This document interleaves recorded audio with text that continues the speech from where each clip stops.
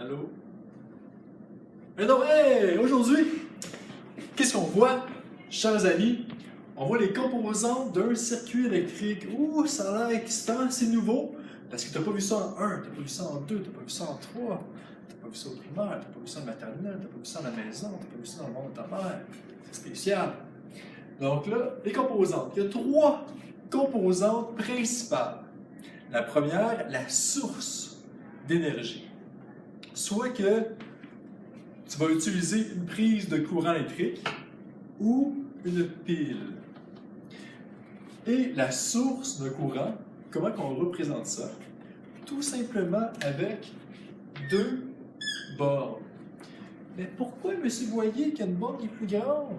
Hey, la fatigante, arrête de poser des questions. Mais non, c'est pas vrai. C'est une excellente question. La grande borne, là, c'est du côté positif. Parce que par convention, même si c'est pas vrai, par convention, le courant électrique circule du plus au moins. C'est pas vrai, mais c'est comme ça. Donc, par convention, le courant. Et, par convention, la grande borne de la source, c'est le côté positif. Donc, on commence en force.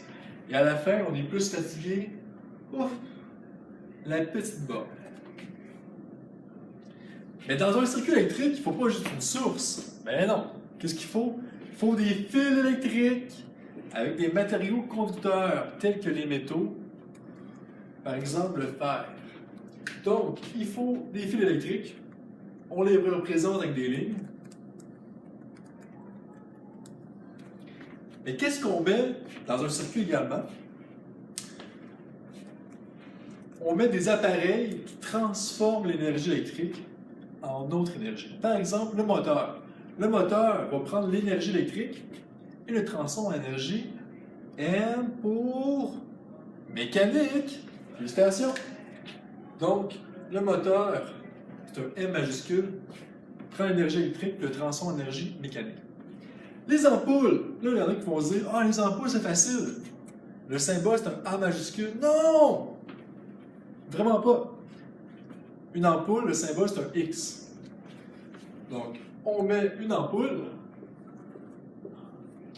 Une ampoule, on a vu ça à la dernière section, que ça prend l'énergie électrique, ça la transforme en énergie lumineuse, une énergie vraiment utile, et malheureusement, il y a un petit peu de chaleur perdue.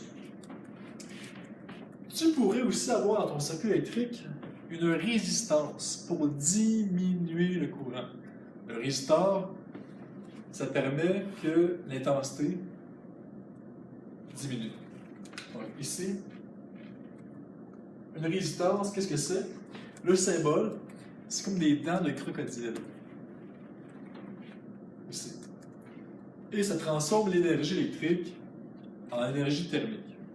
Donc, moteur, ampoule, résistor, ce sont des exemples d'appareils qui transforment l'énergie électrique en une autre énergie. Tu as besoin de fils électriques et tu as besoin d'une source, soit une prise électrique, soit une pile. Donc voilà le début d'une grande saga.